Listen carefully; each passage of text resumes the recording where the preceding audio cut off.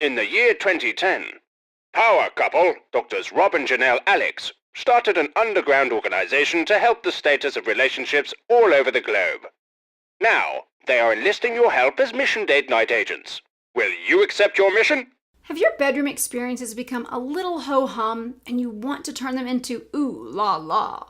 Then let us tell you about our friend Laura Korn. Not only is she an amazing woman and a New York Times bestselling author, but she is an expert on the art of seduction. Laura just released her first interactive app based on her book, 101 Nights of Great Sex, which sold over 1 million copies. Her phenomenal book, and now the app, 101 Nights, helps long-term couples bring creativity and excitement back into the bedroom. Get the app in iTunes or Google Play. Your lover will kiss you for it. Hey everybody, and welcome to Mission Date Night. We have got a fascinating show for you today, and we're going to be talking about differences in cultures and areas of the country. And we have an expert that kind of hits all the areas of the world, per se. Well, we've actually interviewed our dear friend, Patrice Buziou, before, and we've had him here at Mission Date Night. Of course, we've had him on at Authors Talk About It as well. And he's originally from France, from Paris, France, and he's been, in the United States, I don't know, probably close to half of his life now.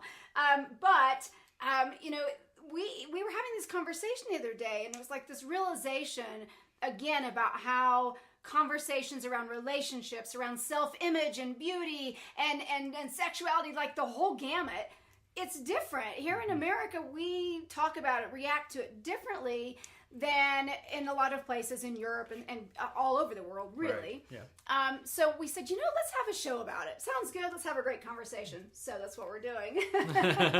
So let me more officially introduce you to Patrice, if you don't know him already. As I said, he is originally from France, and now he is a world-renowned hairstylist. However, here's some really cool information. He so understands that we have to tap into the beauty within ourselves inside before we can really display that and show that on the outside. So he's really emerging and blossoming himself even into this new expansion of his career, which is fascinating, and we're excited to be helping him and supporting him in that as well. But he is a celebrity stylist, if you will. And it's just a lot of fun, and so we want to get into this great conversation, as well as would encourage you to check out his book, Mind Your Hair. It's really, really cool, and there's a lot of information that we've talked about before from that. But anyways, welcome, Patrice. Welcome, Patrice. Hi, guys. How are you? Hi, Janelle. Hi, Robert. Hello. I love it, because he always calls you Robert. Yes. And I'm like, I almost think that's a cultural thing, too. That always sticks out to me. It's a cultural thing.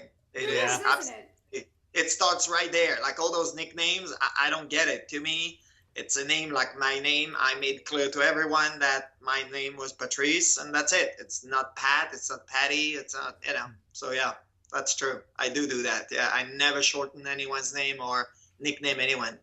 That is, and that is something that has stuck out to me. And I always go, ooh, every time you say it, I'm like, oh, Robert. But I say Robert, it's when I'm mad at him. Well, and I mean, even to extend on that, I worked with a gentleman that was from the very southern part of the United States before, and he addressed everybody as Mr. or Miss. I mean, everybody. And it was just his upbringing. That's how he addressed everyone. And even though I told him, I said, no, you can just call me Rob. And he's like, I can't do that. It's not ingrained in me. He says, I don't feel right doing that. I said, okay, no problem. Yeah. Okay. So I'm comfortable with Robert. So that is my name. I went by Rob. My grandfather was a Robert also, and he went by Bob. So I never wanted to take on the Bob aspect because my grandfather was an amazing man, and I never wanted to try to overstep him or follow in his shadows, but he was just a beautiful soul, and so that's why I was wanted to go with Bob. I have a question with that, because here in the United States, we consider it often, I would say, in a term of endearment or friendship, when it's okay to say, hey, I can call you Rob. Well, in your case, that's not the case, but for some people, when you can shorten their name, it feels like a term of endearment, or you're closer to them. So is that not the case then from where you hail? Yes, I mean, I could see if you're extremely intimate. In fact, it's funny though, if I'm thinking only my mom has a nickname for me that I had when I was a boy. And she really is the only one using it in my entire life. You know, even my sisters, they use it on occasion. But yeah, it's really, you can only address it to a close thing. But I see in the US that people do that right off the bat. Like, they actually do it without really the person's consent. Yes. I've noticed that they will introduce themselves and like, yeah, like you say, oh, my name is Robert. Oh, hi, Bob. And it's like, really? Like, to me, that's a mark of complete disrespect, because that is not the upbringing. You know, you don't do that. You just don't step, you know, your boundaries. That's very important. Your space and the closeness in Europe versus here. Here, everybody, you know, shakes hand and gives their business card immediately. Well, the question is, what do you do? Like, you know, it's very, in France, you do that, it's super offensive. It's like, what do I do? Why do I care what I do? Let me tell you who I am. And then eventually we'll talk about my career. But right now, the important part is I want to know who you are, as I want you to know who I am. That's really how we start a conversation, and not making it with the job, because the job here means social status, means the kind of money you make, kind of living you have, the house you live in, you know, so that sort of thing. So yes, there's a huge difference in that. Just on the name alone, it really brings every aspect of the culture together and to differentiate, you know. Well, and even, you know, which Patrice, by now you probably know, but I'm sure you've recognized it. But when I send out emails, and Rob does the same thing, we do it so differently. We do it a little bit more here in the United States. I guess you could say it's old-fashioned, but it's Dear Patrice, or Dearest Patrice, if I know you, if I like you. There's just a different feel, or I often say Dear One to those that I consider a little closer in the relationship, friendship, and so forth. Those types of things, but so often anymore we don't do that. It's, hi, how you doing? And that's it. I mean, I say hey you sometimes, but that's when I'm in a more playful mood. But well, and I can chime in on that, because I've worked with some corporations before, and to the point that we were not even allowed to change the font on our name, our signature in our emails. Really? They all had to be the same. They all had to end the same way. So they really discouraged that individuality in that aspect. Huh. That's interesting.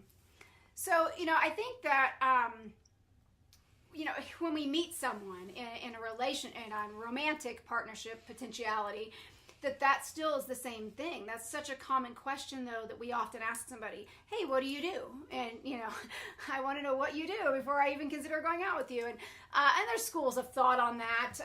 If people want to go to the caveman mentality and go, well, you want to make sure that your offspring are going to have good support and all those types of things, which I just think is kind of silly. But well, it is. I mean, it is really silly, because take, for example, if you met a doctor, yes, this is a doctor, and then you met someone like Tony Hawk. What do you do for a living? I ride a skateboard. And you're going to immediately think, well, this guy can't be anything riding a skateboard, but he's, you know, one of the most recognizable people in America. You know, at one point he was, anyhow. Made tons of money riding a skateboard. Yeah, well, actually, you know, it's actually funny you say that, because it reminds me, and I forgot that, but initially, when I would say I'm a hairstylist, because I'm very proud of my craft, I didn't get into the fact that I had 4 businesses at some point, that I'm extremely entrepreneurial and all that. And eventually, you could tell the looks on the face, sort of like, you know, he does a manual job, and God knows, you know. And eventually, if it's after the course of a dinner or something, I have heard so many times in my life where it's like, oh, can I say something, but don't feel... could I tell you something, but, you know, don't get offended. And, you know, when somebody says that, you're like, oh my God, no, I think I don't want you to say anything, but okay, sure. That's also an American thing. Can I say something, but I don't think you're going to like it. Anyway, they would go, wow, for a hairstylist, you're really, really smart. Oh, wow. Ouch. And the first time I heard it, it's funny, because I'm like, okay, I'm not going to answer that, because I think if I answer that, that's not going to work. But now, I mean, I've heard it so many times in my life, because that's really showing a cultural thing. As in France, no one will look at you like that, because it's not because you do a manual job. It's because you do what you're passionate about and what you love. Here, the race for, I mean, I see it among my friends with kids and the obsession with what college the kids is going to come in and this, and it's not about, hey, let's have a conversation about passion. Like, it's this frenzy and this competition, and yeah, well, next door, you know, little John, he's going to go to this college and this, and it's like this thing where it's like, did you all guys have a conversation about how it starts, where passion is? Yeah. So anyway, so that's why it reminds me of that, you know, when people would have said that to me so many times that now I don't even pay attention anymore, but it's really relevant to the culture. I mean, to say something like that, that's very, very much part of the US to make a comment like that, you know? It's so interesting. And I remember, of course, my first company was a dance studio, and I know a lot of our listeners know that by now because I'm certainly not shy about it. I loved that. I was so passionate about that for so many years.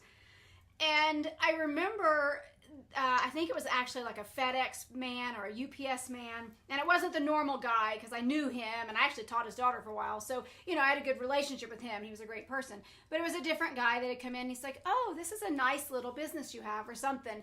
And it was just that condescending tone. And I just kind of looked at him like, really? Because, you know, I worked my ass off to have a great, successful, and we were very successful. It was great. And it was like, huh. And, you know, I didn't really quite know what to say because I think in his mind, he was kind of trying to make a compliment, but kind of not. And of course, my first husband was like, really, would you get a real job? And I'm like, seriously? I'm really good at what I do, and I love it. And my God, the impact I'm making on these people and the children, and I say children, there were adults too, but, you know, all those people. And, you know, it's like, why would you turn from what you love so much? However, it has this stigma of that you're not going to make much money. You're just some little person. And of course, for women, that's an issue too, but. Well, Patrice, I want to ask you this because we were talking earlier before the show about art. And do you see a big difference from, like, say, in Paris, talking, you know, how an artist is addressed versus the U.S.? Because I know that there's a lot of art originated from, you know, in Europe and overseas. And sometimes over here, it's not considered. When you if you tell somebody you're an artist, it's kind of like, well, what do you do on the side? Or, you know, what do you really do? Yeah. Do you see that within the cultures? Yeah. Actually, yeah, funny enough, again, that's another example. Last weekend, my friend was talking about, you know, all her friends are artists in Paris, but the life that they live and the respect they get from people, where here, unless you make, you know, art that you sell for hundreds of thousands of dollars, and now suddenly you become, you know, a real special entity. Mm-hmm. Yes, there is really here, unfortunately, and I love the US, and don't get me wrong, but there's really a down look, and yeah, our artists are definitely like that. If you say you do hair and makeup, or it's just very much like, oh, okay, oh, that's nice. You know how many times I've heard that? Oh, that's nice. Of course, that's nice. I know what that means. You know, it's like, and again, you know, it's like, do they know what I do? The level of, you know, of my work and the rates that I charge, and now with the book, you know, doing keynotes around the world and everything. It doesn't matter because I don't have anything to prove. That's the beauty of self-development, working on it. But yes, absolutely. I mean, the artist community in Europe is much, I mean, it's very respected. In fact, people will be intrigued to say, oh, tell me more about it. You know, if you meet an artist, you want to know what it is that he does and why and how, or she, you know. So yeah, definitely. Huge difference. When I think of romantic relationships, I think that there are, and I mentioned that a while ago with my first husband, that there were issues because it was like, well, you do this, but I over here have a real job. And that can be an argument sometimes when one person is so passionate and they want to follow their dreams, and you know, they want to do something outside of the box. Or even Patrice, and of course you're doing that now, and Rob, you and I have been through this, where there's a shift in your career. I mean, we've taken some big shifts and actually stepped completely out of one and went to other things, but you know, that can still be a challenge for people in a relationship, or even within your family, because they you know, non-romantic family, that is, they don't understand why you want to go do that. And here in America, they're like, wait a minute, you've got to go get a job and work for somebody so we know there's a check every week so that we don't have to worry. Right. And No, definitely. No, go ahead. No. Go, finish your sentence. Sorry. Go ahead. No, I was just saying though that I'm just thinking it's like how much better it would be if we could learn to really support each other, and, not just your partner, but all of our friends and everyone, and because then people would be so much more comfortable to be who they truly are, and their inner beauty would shine more brightly, more easily. Wouldn't you agree? Yes, of course I agree. But that's exactly, part of my book and the message I want to spread, towards the world. It really is, it used to be that. I remember growing up and you think that, you get together, you get married or you get with someone, you just build a life together. You start poor and then hopefully one day you're comfortable or you're rich or maybe you'll be very rich. Depends on your goal and your ambition. But that said, it was about that. Now, the problem we have on top of it with all that social media and all that, it really is this competition. And there's still here, the male-female thing is extremely strong too. It's this competition. In fact, I've just done a lot of study on that because of all the speeches that I'm giving. And my agent wanted also to bring an element of, statistical, clinical, a little more really more technical to really understand the foundation of the topic that I'm about to, that I'm embarking on. And that is a big discrepancy. For instance, there's this, the Utah University actually found out that, if a woman say my partner, or my husband, is very successful, she just means he's really good at what he does and he does great. Mm-hmm. If a man says my wife is very successful, he actually means she's more successful than me, and ultimately I'm really uncomfortable with that. So that's a very, very good example of cultural differences. As over there, I see my grandparents, I've seen it in my parents, even though now they're divorced, but it's like, hey, we get married, we have nothing to our names, but we're gonna build it and make it happen. And we'll have kids, and then we'll give them an education, whatever they want. And it's just going to build on by itself because we're going to be next to each other, elbow to elbow, mm-hmm. and just go forward with that journey that we call life. Mm-hmm. Now, I see that here in the United States. There is a competition. And a lot of us women, now, of course, I don't have that issue because Rob is so completely comfortable in himself. And he's totally comfortable with me being a very powerful woman. And, and at times stepping in and I'm the one that's leading whatever it is that we're doing. And we trade roles on that at times, obviously, but so many men aren't comfortable with that, and they're very intimidated by the strong, powerful woman for whatever reason. Mind you, as women here in the United States, and I can only speak for our own culture, but when we have to, or when we do step into that powerful leadership role, we are in competition with other men in that sense. So we have to step into that masculine energy and a little bit of that masculine behavior, which then is not as easy to set off to the side and settle back into our femininity to be with our male partner. Well, yeah, because, that's the thing. Women, have battled their way to finally get recognized. But there is this thing where historically America is extremely Puritan and mm-hmm. has always been, it's a chauvinistic country where male are ruling, and that's just how it happens. Meanwhile, if you look at history, you'll have the biggest name. Joan of Arc in France mm-hmm. was definitely a leader, and some of the queens have made their times, and Cleopatra in Egypt. And mm-hmm. so, but in here, it's very much kept into a men's world. So now women here have this conflict between, I want to be me, so I'm going to show them that I could be, just as much as they are. But it's also this cultural background that tells me, well, if I'm stepping too much out there, I'm going to be criticized, and now I'm going to have everyone against me. So there's this whole thing where, women starting battling, like in France, they had the right to vote in 1946, where it was a big deal. In the US, it started more like in the 60s, where that movement started coming.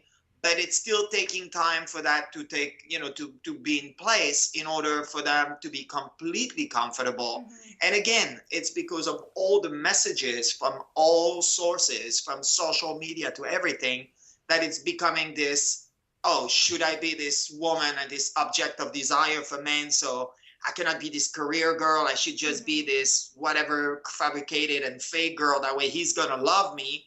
Or I want to be me, have a career, go ahead, but then, you know, get everyone against me. It's such a complicated mental game that's why women are so lost right now, you know? Well, and I know for me, I can say that, Patrice, as you already know, and of course my husband obviously knows, but I am not overly girly in that sense. I'm not, you know, I don't need to have my nails done. I don't need to be all made up. However, you know, because I'm a farm girl, so, you know, throw your hair in a ponytail and go whatever.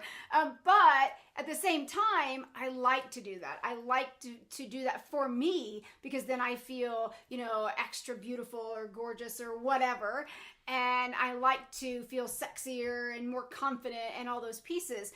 But at the same time, there's that fine line between having that piece and being able to step into that really powerful leadership role. How can we balance that? How can we do that and be us and feel sexy and look amazing, but yet not but still be taken seriously? Let me put it that way. Okay, but once again, actually, you know, you expose it. I mean, the question you're asking me is a very good, I mean, it's the biggest question. And this is really why I'm going around the world, you know, because it's not just America. Really, still a lot of cultures are battling with that. And we have many horrible examples, actually. But it's actually being you. This is really what it starts with. The problem with the US, they love having a box and a compartment for everything and everyone. Mm-hmm. In Europe, they don't really care what you do and what you do not do. They want to love you for who you are. Mm-hmm. And where did the guide or the book of some sort said for women be? Either that flirty, girly, you know, and you can have, you know, the boob implants and you can be that whole extreme woman, or you're a career woman, you'll be in a suit and you're going to battle this guy to the ground and, you know, and push your way in. You can be both. Who said you couldn't do that? But we forgot, because it's so compartmented here that it becomes where it's either choose your camp. You're that girl or you're that girl. Mm-hmm. That's it. And this is why I'm explaining the message of that, you know, of that hair reading, at some sort, you know, just as if you go to someone to read your future, I read what's happening now, right here, right now, and where are you aiming to, because the message you're sending is the one you have right now, and that's unfortunate, but this is what people go by. Mm-hmm. So this is what I make, women mostly, but men too, because men are just as insecure as women. Again, that's another cultural thing where men don't want to talk about it here, but it's really the message of saying, all right, we got to understand what we're looking at and where are you aiming to. But meanwhile, be yourself. And that's the message we keep forgetting, because this is, either you belong here or you belong there. And that's really the main issue. So you can be that girl, you flirty girly one night, tomorrow you have you have the leadership pants, you go for it, and then you got to be natural and you got to be doing your things, and that's fine. It's still be you, who you are. You still are a woman, and no one will question that. But unfortunately, maybe society will.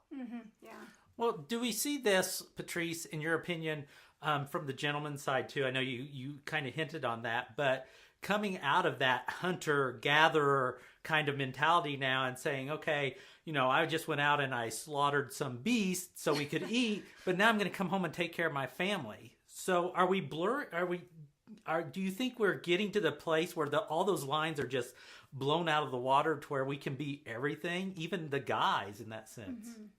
Of course, and I wrote a blog a little bit ago about that, and that's why that word metrosexuality, it's, it was created by the press, and it's such a really, it's really, to me, it's a really silly word, not to say anything else, because metrosexuality is just, once again, a way to describe. And when David Beckham, he's a god on stadium. He's a god for every guy in the world, thinking, well, he's a stud because he's into sports and he's making a lot of money making it. So that makes him a god. But meanwhile, the guy has not been more about, his skin and the tattoos, making sure they're perfect and his body is perfect. He's done campaign for underwear, so his body is extremely body conscious. And finally, for once, it's like, oh, if he does all that, is he gay? Because, if you do that, you gay. Here, that's just how it is. That's true. And now we are bringing this element of like, oh, and now I'm, of course, also studying about, how much of a percentage of men are so insecure because, again, what is society is going to think of me if I start putting, moisturizer in my face every day and admit to it? Oh my God, what's going to happen if I take care of my skin? I go to do a facial. Maybe I'll pretend I'm going for a massage, but I'm really going for a facial once again because I'm not a dude. And if I'm not a dude, then I just lose the respect from my peers, from my friends. I see it in the gym.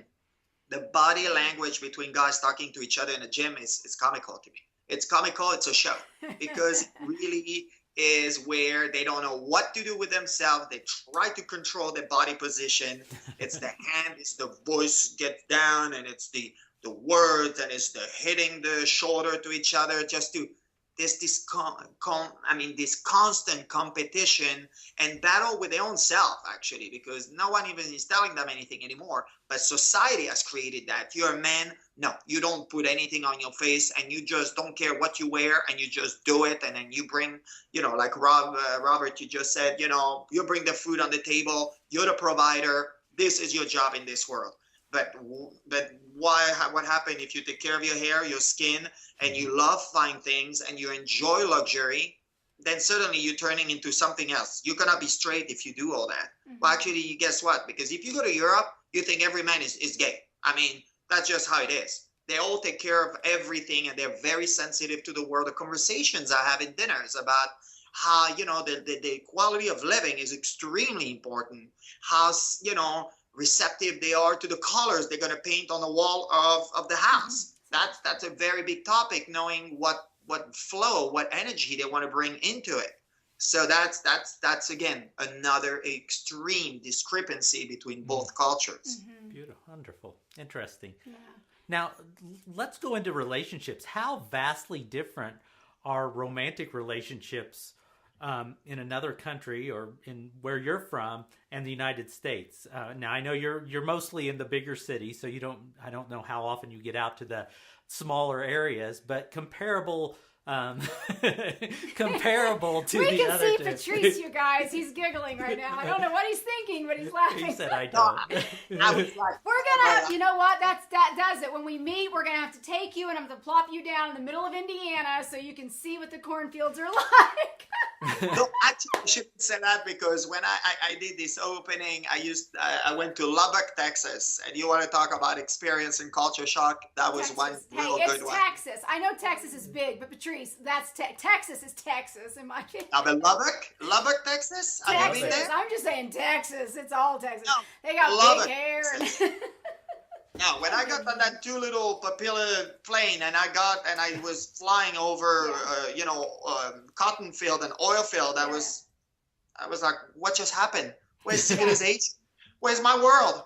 What happened? And I got out of the plane, and apparently everybody was talking about the suit and the shirt I was wearing, and it went around that the following day I had to hear what I was wearing on the plane. I'm like, oh my goodness. How did they know that? So yeah, it was funny. Yeah, most definitely New York, because those of you that listening, we didn't perhaps share earlier, Patrice basically spends his time split between New York City, Miami, and like Beverly Hills, right? Right, yeah, for the U.S. domestic, yes. Yeah. Mm-hmm. Yes. So big cities and a lot of culture within those cities, right, but not those subcultures of Hickville where Rob and I grew up. Yeah, y'all, what you do? Well, we didn't say y'all too much, but Hoosiers are a unique breed, which is where we're from. So, but anyway, to let you answer the question, I'll be quiet. All right. Yeah. No. It's definitely it's the same thing. Also, it's the openness of relationship and the openness of communication. It really is the key. And that's what I realized, going back, I was just in France, a month ago for Christmas, and realizing the quality of the conversations and how far people are to really talk about who they are. And I'm not talking in a way of, revealing like too much information. It's not about that. It's about talking about things just naturally. And it doesn't matter if it's a romantic relationship or a friend conversation or any type of conversation. It is just honest and open. And this is why here you have so many therapists, because people don't know how to do that against with all those conflicts. It becomes, if I want to talk about me or talk about what's really in me or bothering me or I don't know how to address it, I'm going to go to a therapist. In France, you just talk it out. Couples, I really notice that they sit down and it's like, okay, what's up? But they also, by the same token, they sexually, it helps them to blossom and have a lot of fun, because here it's either again, that's the compartment, and again, that's the other culture, or either you're a freak or you're romantic, but you can be all that at the same time. It's okay, because again, it's you versus you. There's no one to be there to judge you, but that has to be controlled. So over there, it's just a very natural thing. People just talk and say it as it is. And that's why when I came here, it was this, almost reputation that I have a big mouth. And I'm like, initially I'm like, yeah, I am outspoken. I definitely speak my mind. But then I realized that it's like, oh no, I'm saying what you don't want to hear. I get it now. My big mouth is actually, the content that's coming out of my mouth is actually valuable, and it's extremely good content. Only this is something you don't want to hear. You want to hear only what you want to hear. So that's really how the chaos starts coming or in between couples here. That's why there's no communication, and that's really the key. I mean, so many of my clients are battling constantly and putting me in the middle because I become naturally the therapist from, the level of intimacy I have with my clients. And of course, we explain that. And who touches their hair? Me. So there's this level of love. It's a love relationship. And, but I realized that I have to, at the end, to tell them to just talk, face to face and talk. What happened to that? No communication. You both go to a therapist, then you try to do some sort of PowerPoint and assessment at the end. It's like, no, that's not how it works. Every day is a challenge. And we know that not every day is a great day, in a sense. It's not what we want it to be, but if it's not, it's okay. We sit, we talk, we figure it out, and we move forward. Yeah, and it does. It makes such a difference. And you made such an amazing point right there in regards to that we turn to our hairstylist, or we turn to, of course, even for me, when I taught dance, it was my teenage girls. Who did they come talk to? Me. And, and I did a lot of quote unquote therapy with them.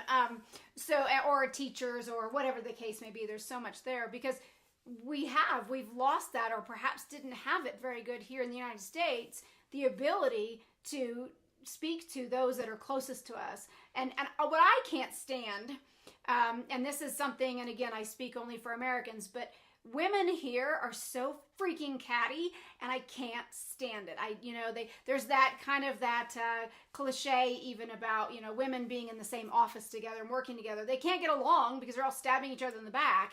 And even for me, when I was in high school and so forth, I often got along better with the guys because they wouldn't stab me in the back. I didn't have to worry about that. I could be friends with the guys a little bit easier than a lot of the girls because, and now I pick and choose my women friends. So, it's different now, but that's such an issue. It's we have to be able to communicate and be able to say, well, wait a minute, this is how I see things. We don't have to see it exactly the same to be able to say, I want to see it now from your perspective, at least. Well, with any time you get into relationships, and it doesn't matter if it's a romantic or anything, the first thing they tell you is, we need to work on your communication. But so often, they lead us down that winding road of, okay, we're going to work on this communication instead of getting us communicating. It's this road of, okay, we're going to do this. We're going to find out what your real problem is and everything. But it's the communication and lack thereof, like Patrice said, that, starts the whole ball going badly in that sense because we're not communicating. So we have to get started. Once you get started, then it'll open up. Because it is, if you haven't been in that process of communicating, it is a little tough to get back into the flow of it. But we're not going to do it unless we start. We take that first step. We start trying to communicate.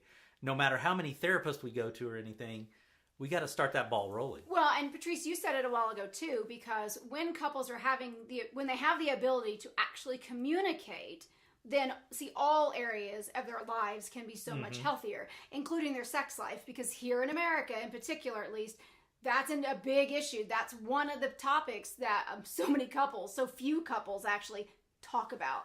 They don't talk about their sex life with each other, like, at all. They're like, I don't want to talk about that. Oh my God, you're going to talk about it? What do you mean? Shh. No. We just do it, but don't tell anybody. And I'm like, wait, you need to be able to talk about it, because that's when you can explore and play and feel safe and understand what each other wants, and not look at each other and go, oh, you're a freak, I'm not doing that. So there's those pieces that maybe that does come from that Puritan original foundation, if you will. So see, Rob and I are trying to help break that mold here in our society. We're trying. So, Patrice, how can we, I want to go back. I kept thinking of Hillary Clinton a while ago. I am a Hillary fan. I like her.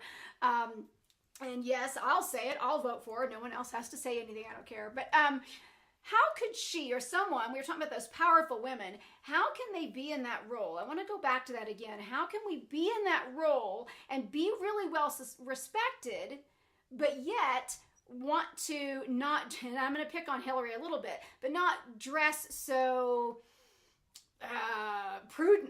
What's the word I want there? Prudently? I don't know if that's the word I'm looking for. Pardon? Conservative. Yeah, conservative. It's not the word, but if it comes to me, I'll share. But yes, that's the point. Conservative.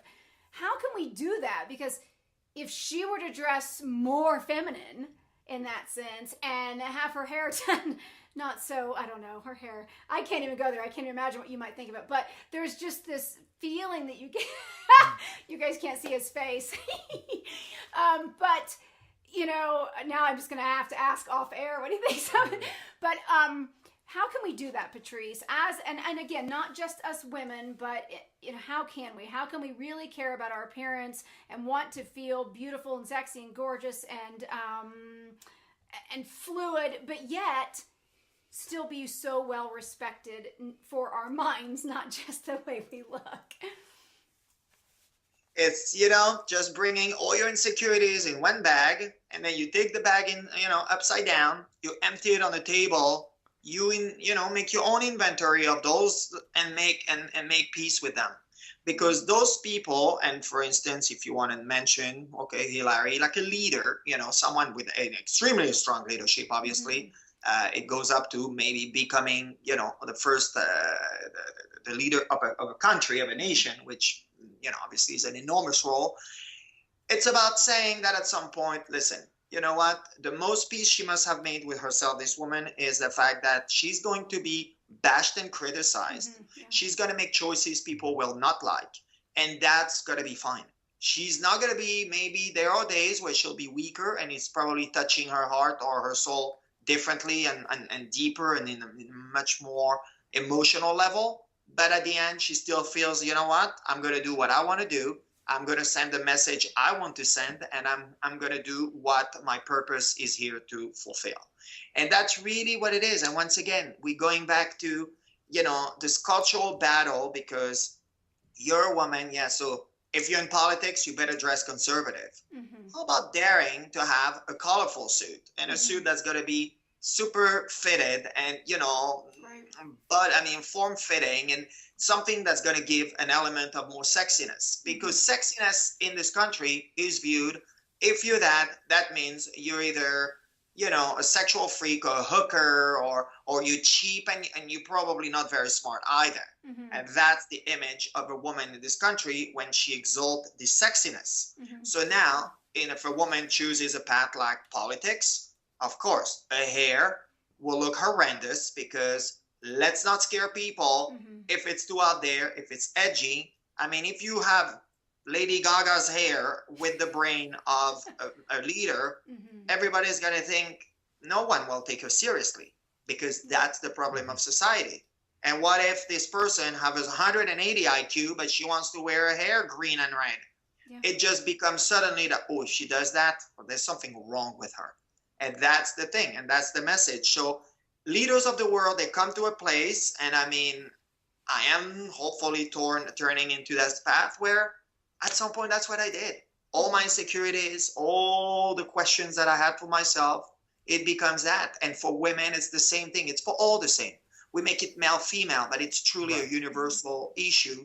It's about learning who you are, becoming in peace with it, dealing with it, communicating with it, and communicate with yourself. I talk to myself regularly. Like I talk to myself, like someone else is in the room. Because I mean, whatever way you have to battle, I mean, to not battle because that's not the right word, but just to actually bring a solution to it. Because at the end, what happened? It's called alignment.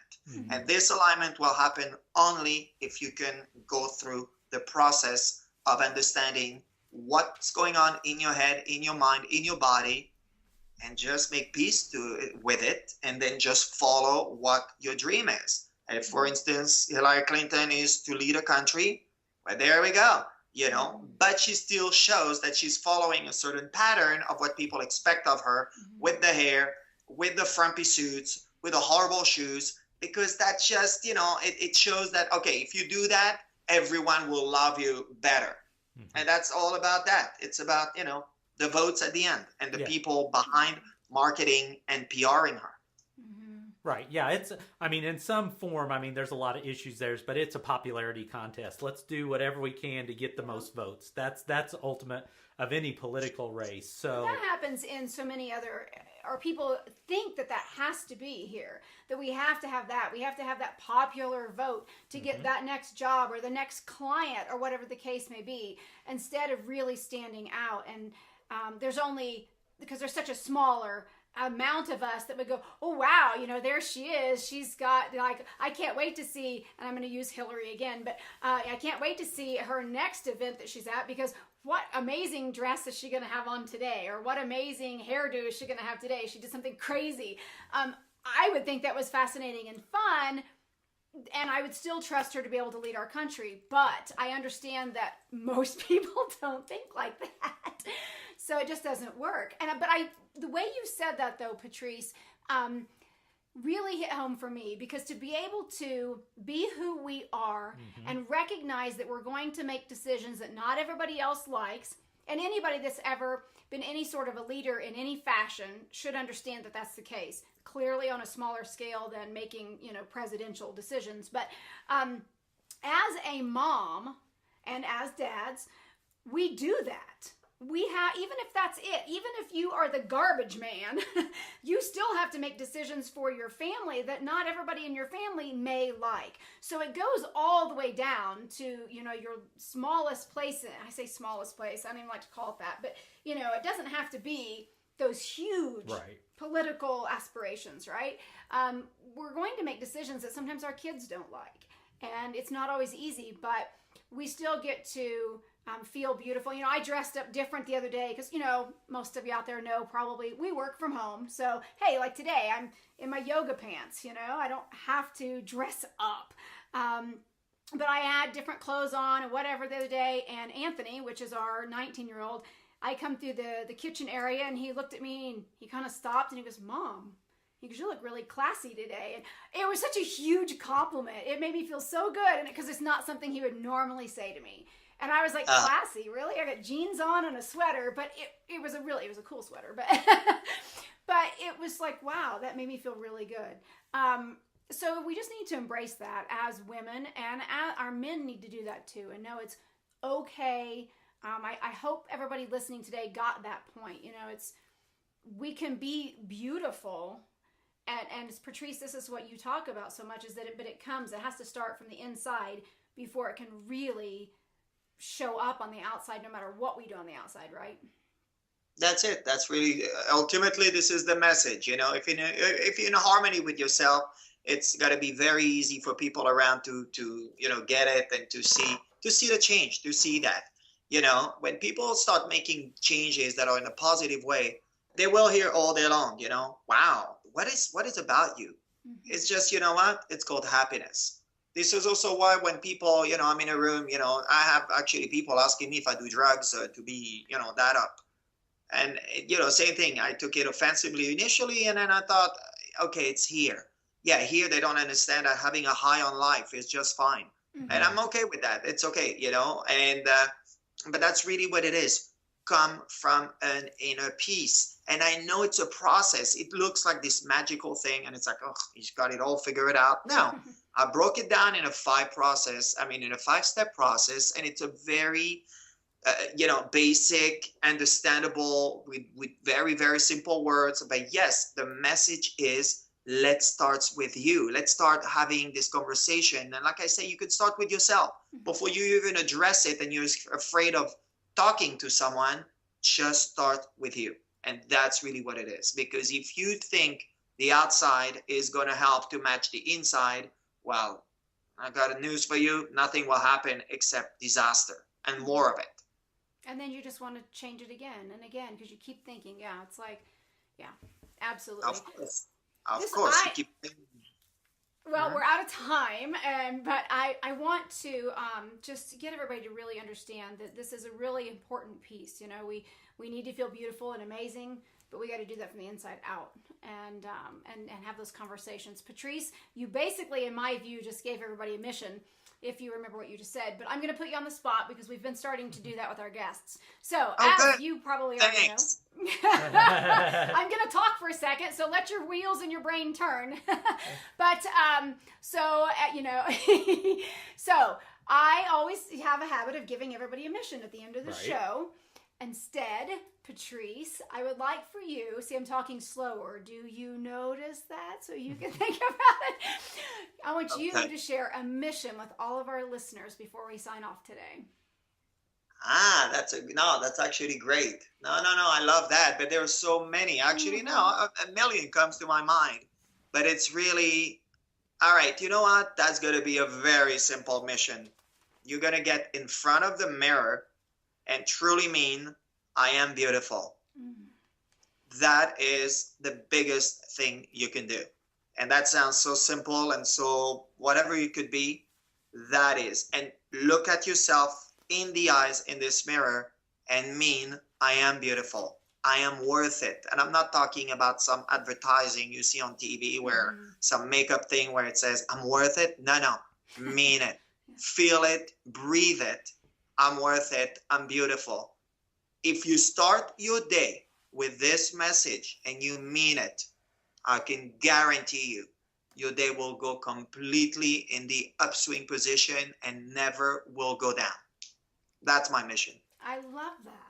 That's my morning routine. Yeah, well, you don't know, Patrice, is that Rob does it. Anyways, I'll let you say it because it's funny. I just always say it. The first thing I do in the mornings when I come downstairs is I go to the bathroom mirror and I compliment myself in some way. Either, I'm beautiful or I'm sexy or something.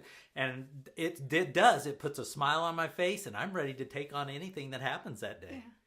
Yeah. Absolutely. Do that. And if you start that, that's the beginning of really learning to loving yourself and just implement it in increments. I mean, little by little, that's the thing. It's not going to happen overnight. That's also what people think, because that's also another cultural thing. And of course, we could go for hours is I want the immediate reward.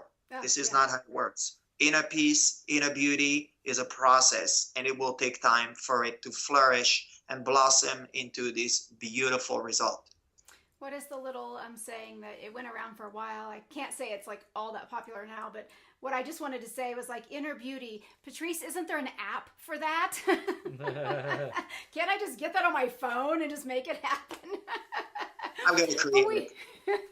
We really have to go, everybody. So your mission, should you choose to accept it, is take Patrice's advice tomorrow morning and every morning going forward. Get up, look in the mirror, and actually say to yourself, I am beautiful and I am worth it.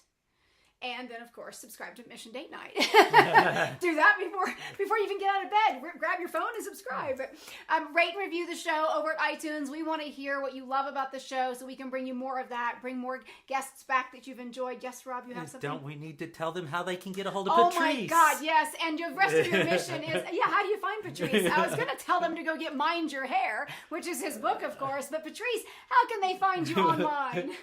Yeah, but you know, yeah. Thank you, Robert. Very nice. You know, I love you. Should be my next PR then. Yeah, my handle's name is the same on everything, which is my first and last. So Patrice is Patrice, and then Bizio is Bisiot. And it's my Instagram, my Periscope, my Facebook. Of course, you can go on my website, subscribe. You can get the newsletter, some hair tips. Go on my YouTube channel, same thing, Patrice Bizio. You know, and get some videos, some tips and tricks. There's even a little contest. I mean, actually, a contest where you know you can win a one-on-one consultation with me. So yeah, some good stuff. Well, and I just want to say that Patrice is phenomenal in he replies to everybody on his Facebook. So if you Well, you're comment putting on the pressure on him now. well, if he doesn't, they'll be emailing me. Janelle, he did not. But he has been, I know, recently. It's like, my God, I'm so tired. I'm answering all these You get people. 100,000 people in your inbox, Patrice, and you'll be thanking Janelle a lot. Well, he will thank me. He won't be complaining. He'll just be going, help me answer these. I do. I communicate with my community. If someone tweets me, private messages me, Facebook is always answered. Even on Instagram, if someone has a kind comment, I'll always have a thank you for them, because that's the important thing.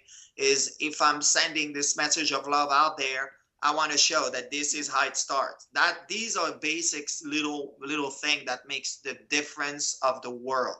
That's how the world needs to start, acknowledging one another. And that's why I love and respect my community, and I'm extremely hands-on to answer. So every question, fire them up: Facebook, Twitter, Instagram, Periscope.